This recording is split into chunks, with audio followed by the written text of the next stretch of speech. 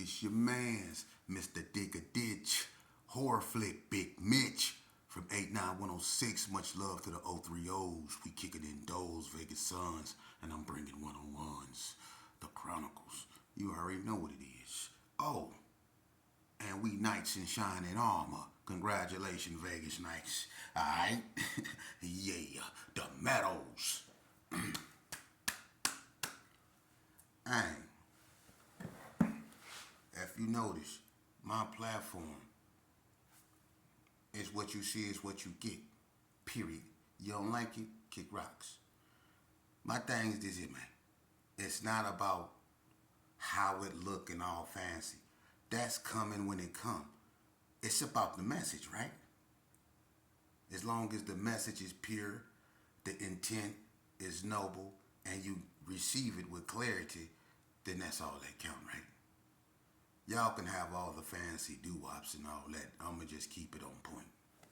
Now, on this episode, man, look, I'm gonna make something real clear because people, it's a lot of weirdos out there. I'm not gonna get caught up in state banging. Alright? I did 20 years in prison, and that was one of the most, let's just say, depressing moments of my life. But being in prison, unfortunately, I was caught up in the politics of being in prison. And one of the things that I was, I had to do was what we consider defend our backyard from foreign, people from other states that come and try to take over stuff.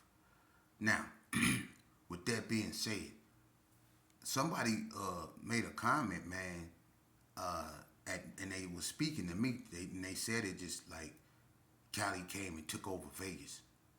Now, we go speak on facts, not feelings, all right?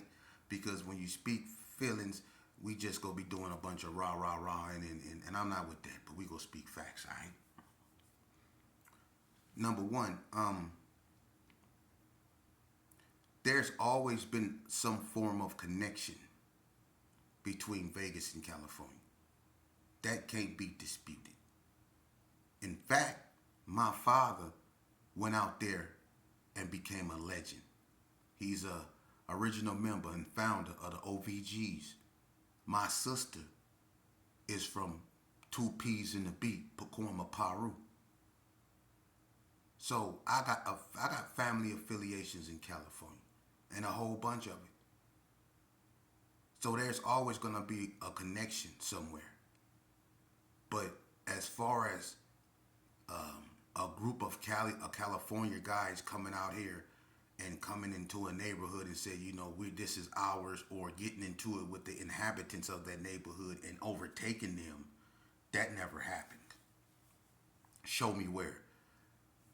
Now, as far as the first form of California influence really hitting Las Vegas is when the Crip handle was put on GQ.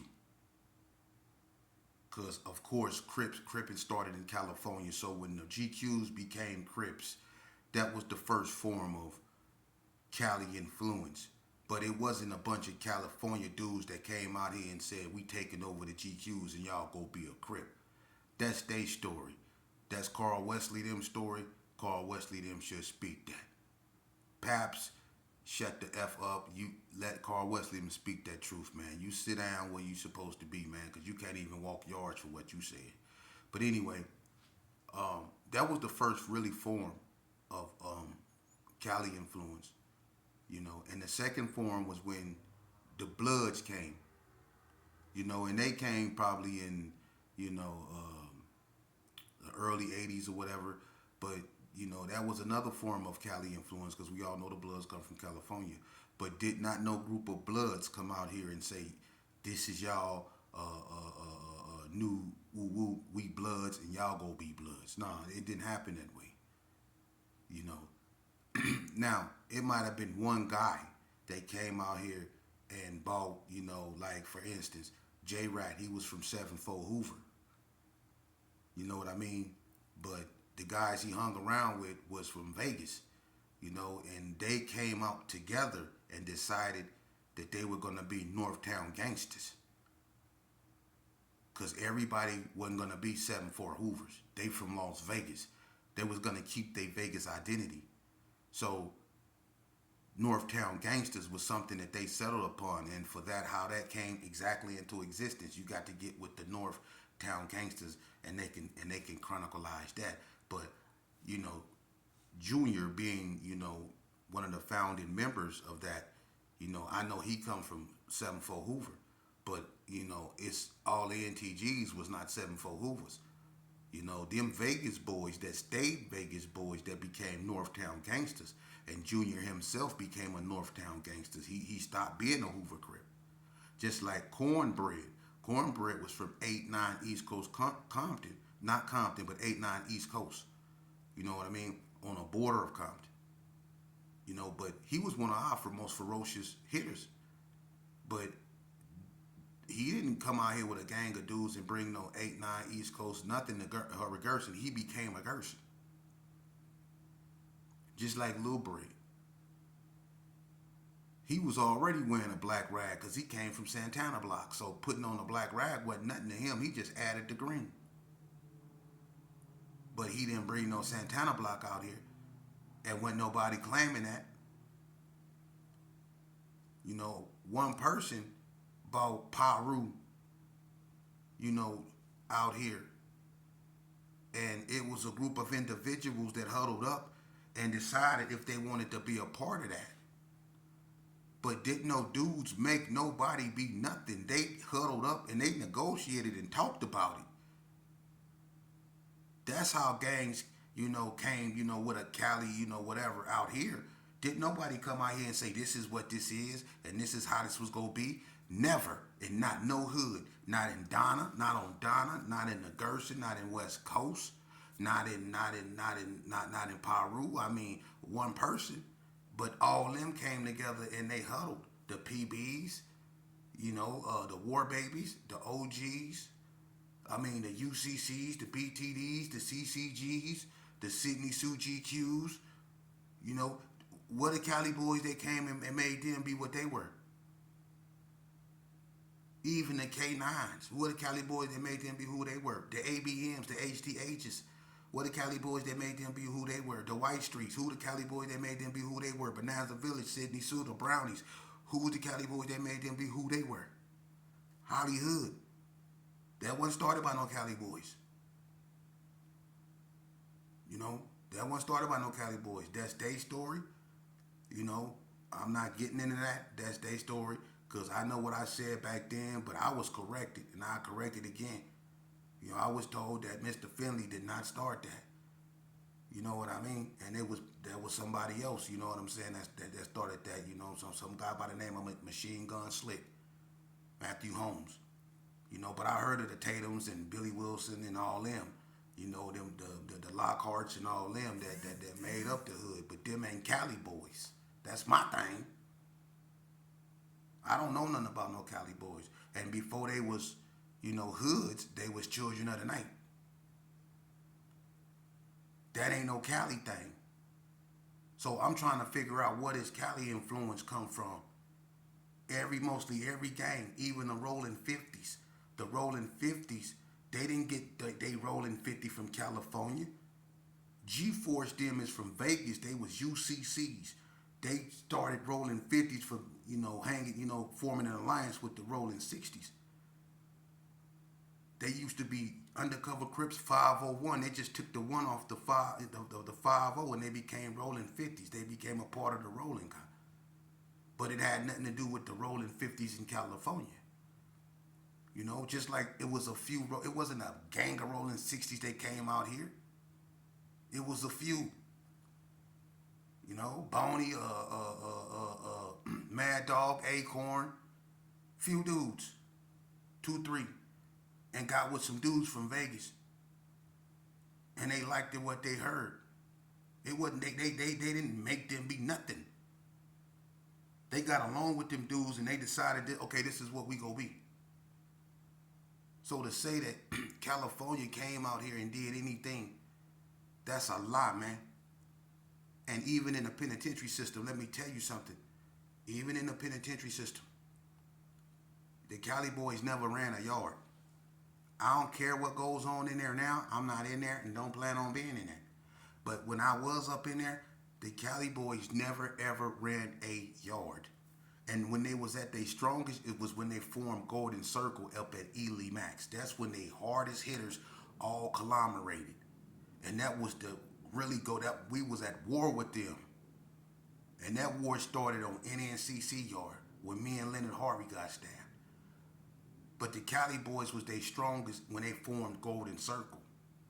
And even Big Dan, as big as he was from Inglewood or Queen Street or some of that one of them hoods. But Big Dan got his head split wide open and ran off a yard. The Cali boys never took over nothing. They was always outnumbered. Because Vegas will come together. For real. Before they let, like when the DC boys came out here, they sent a bunch of booty bandits to Indian Springs yard. I swear to God, from the DC, them dudes is, I don't know what's up with them cats, but them dudes is gay. I don't know what's up with them DC cats, but they gay. They booty bandits, man. And they sent a bunch on the Indian Springs. And them cats had the audacity to try to take over. And everybody, remember they tried to take over the yard, the DC dudes? They got demolished. For real. They got demolished. And listen, they got beat so bad that years after that happened, they sent a bunch of Nevada inmates to, what was that? Where y'all go to Ohio? They sent y'all somewhere, and they had to put everybody in Nevada on PC because the DC boys had a green light on them.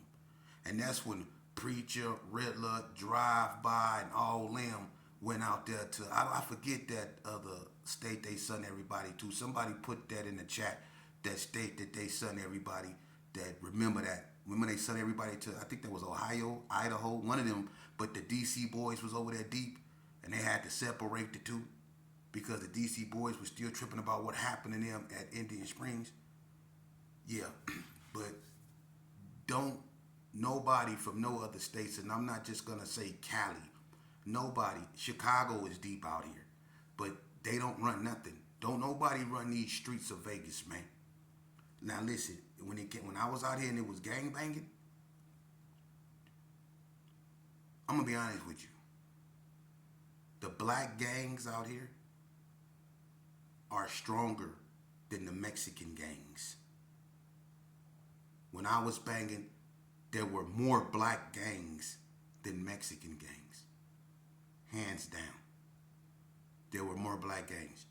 The only Hispanic gangs you had were like the Sanchucos, the Little Locos, the Los Hermanos died off. The Barrio Northtown died off. 28th Street, they withered away but had to make a comeback. The Pachucos was a subsection of the Sanchucos that didn't last very long. You see? And then you had like, you had Vietnamese gangs like KBs, then you had the Pinoy boys, you know what I mean? But you didn't have a lot of Hispanic gangs, you see? There wasn't a lot of them like that. But then you have all these black gangs like Paru, Burgundy Square, and Madison Terry's, West Coast Bloods, Gerson, Rolling 60s, HTH's, Donna Street, White Street, Ellis Street, Mafia. You know what I'm saying? You got Bonanza Village. You got a Rolling 60s, K9s. You know, you got Brownie Boys. You know, you got Sydney Sue. You got it's just so many Hollywood. You know what I mean? You got so many black gangs. Del Monte Cove, Vegas Heights, 40 Block. You got so many black gangs. So the black gangs was always stronger than the Hispanic gangs, and it reflected that in the penitentiary. So the Serenos never really ran our prisons. They wasn't strong as they are in California. They wasn't strong out here. They wasn't killing blacks out here like that.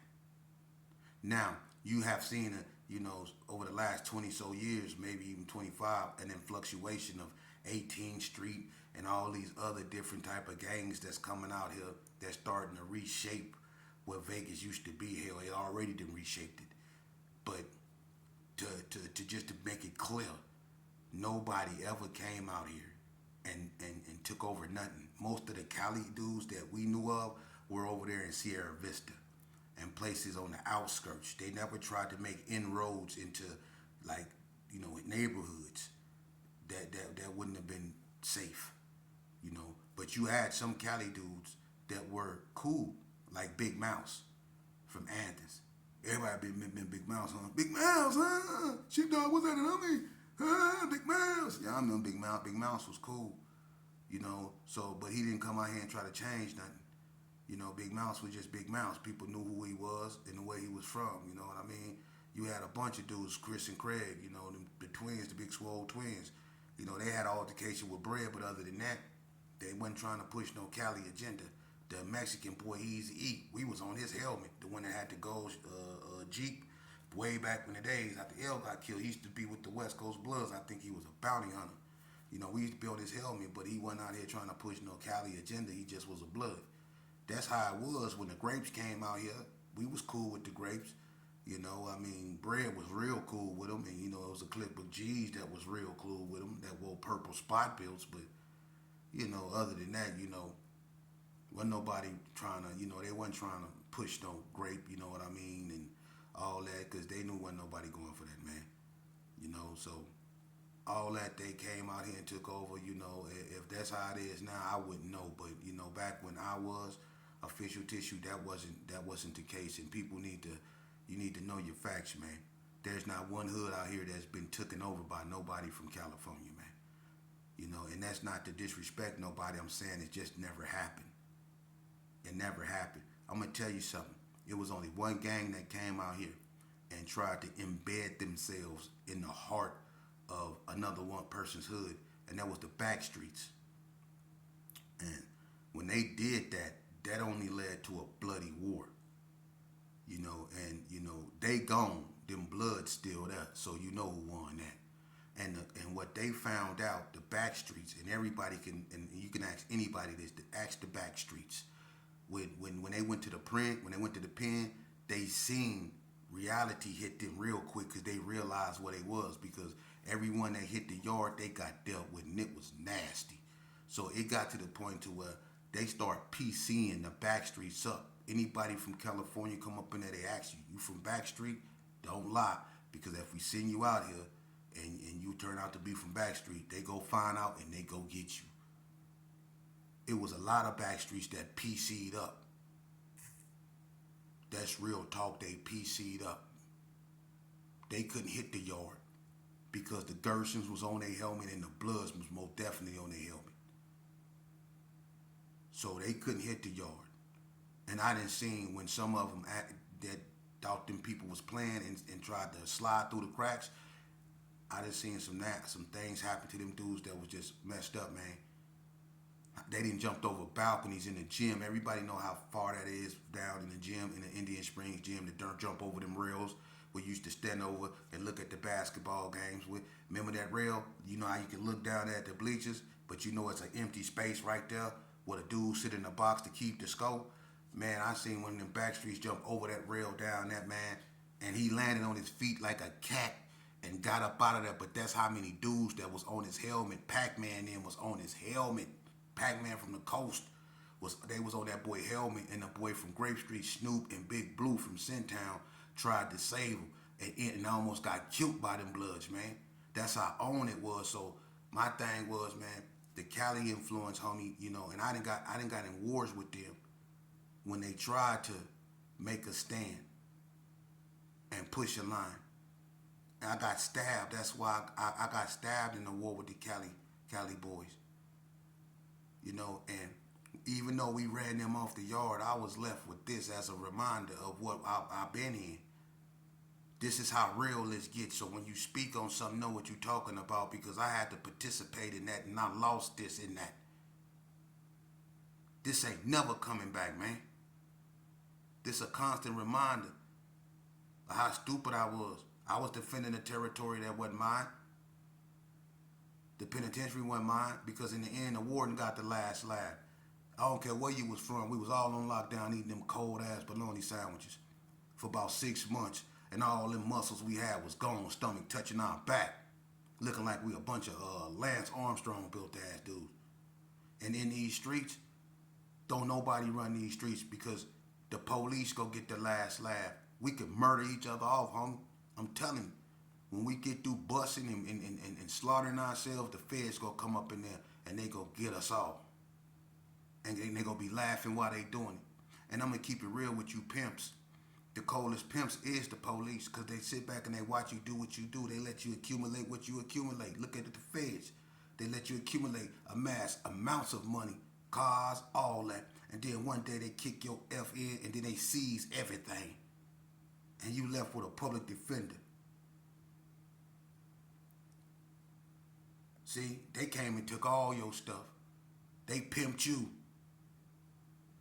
and put you in the cage like some of y'all pimps be putting y'all hoes, excuse my French. They put you in the cage like y'all be doing y'all hoes. See? They put a collar around you. And they only put it around your waist because cameras be on you and they want to be humane because if they had their way, they'll put that collar on your neck like y'all do y'all hoes. The feds be pimping y'all, keep it real. They watch you do what you do, make sure you doing it right, make sure you ain't cheating them out their money. They gonna make sure they know they gonna be on every phone you on. Yeah. It gonna be women dressed like men sitting up over there, men dressed like women sitting up over there watching you every turn you make. And as soon as they do waiting, they gonna come and take everything you got, man. So who the biggest pimp? And y'all talking about is pimping with y'all. So who really run them streets? Because when they come, they get the whole hood. Who stop them from doing it? I ain't never seen nobody put up a fight. They say, we ain't leaving today. I don't care what state they was in. When they came, they got everybody. Indictments, RICO. They getting everybody. Mug shots. Dudes on there looking like they about to throw up like they stomach hurt. So it don't matter what state you in and all that. We run the streets. Oh, you run the streets? But when they come with them RICOs, what you do? Nothing. Surrender peacefully. So quit lying, man, and being with this fictitious. See, I don't like that, man. That's weird. You know, it's no disrespect to nobody, man, but don't try to downsize nothing, man. That's how conflict gets started. What y'all think Vegas is weak or something, man? Dudes ain't come out here and turned nothing out. Dudes came out here and got with the program, man, for real. You know, I don't condone violence, but, you know, Vegas ain't punks. We far from it, man. Y'all think that we about bright lights and Mike Tyson fights? Nah, bro, it's a dark side of that strip, man. They don't want y'all to know about it, man. And from the hands, or however y'all wanted to play, we was with all that, man. And Cali was out here participating with it, not trying to take over nothing. Now, you got these Mexicans, this new form of Mexican, this, I guess, Sereno thing. It didn't show this head up over here real thick. Now, I will say this. That has had a dramatic effect on politics in Vegas, politics in the penitentiary system. The influctuation of Serenos and other, gangs, whether it be Islanders or whatever, the influctuation of really Serenos have made people and things different. People had to adapt to a new norm, and the first sign of that really was in 2004 at High Desert State Prison when they was with this is our tables type stuff and can't no blacks sit here, and was trying to really enforce that. Their leader at that time was this dude named Neto. I couldn't stand this dude because he was a real racist. You know what I mean? To make a long story short, his arrogance got one of his own killed. And he was used to, I guess, to winning where he came from, which was California. I guess he was used to it going his way, but he didn't understand, this is not California. And when all them blacks, and all the blacks didn't even get there, just the ones that got there did so much damage, he miscalculated and he underestimated. He never went to war with Vegas cats, and they ain't just Vegas cats because Cali cats was involved in that too. They was equipped and knew, what that was. They was used to it. So a lot of Cali cats put in a lot of work. you know, and I'm gonna tell you something that was powerful during that incident. When they separated that yard, they had all black units. Unit 5 and Unit 6 was basically all black units, and they only put a sprinkle of white boys in there. Unit 6 was Washington, and then they had Unit 3. Unit 3 was the Paisa unit, and then they had 4AB, 4CD was the white boy unit, right? They took all the Serenos out the population and put them in Unit 2 and started what was known as the Sereno program. They took them out of population, basically putting them in a SHU type of security level, right? So the white boys ended up taking off on the few blacks that they had in the unit because the Mexicans kind of like was mad they didn't help them. So the white boys, they supposed to have an unholy alliance with the Mexicans. Took off on Dada and Matrix and them. Dada being from Donna Street or GQ, and Matrix them. I think they from the north. It was just a few of them, but it was a unit full of white boys, man. And that's when Dada got his ear bit off. But in the CO, Miss Lee, the female, shot all the blacks. They getting attacked by the white boys, and she shoot the blacks. So of course the blacks is mad in Unit 5, and they wanted to take off on the white boys, the little sprinkled ones up over there. One of the most powerful thing I seen came from a Cali boy, and it was Big Mouse. Big Mouse was really in that Jehovah Witness thing. He is a Jehovah Witness. And when they was finna get them white boys, one of them white boys was a Jehovah Witness. And when they came to get him, Big Mouse was on some, hold on, what y'all gonna do? Kill him? You think I'm finna let you kill him in front of me? He a Jehovah Witness. I'm a Jehovah Witness. I don't fear nothing but Jehovah. I let you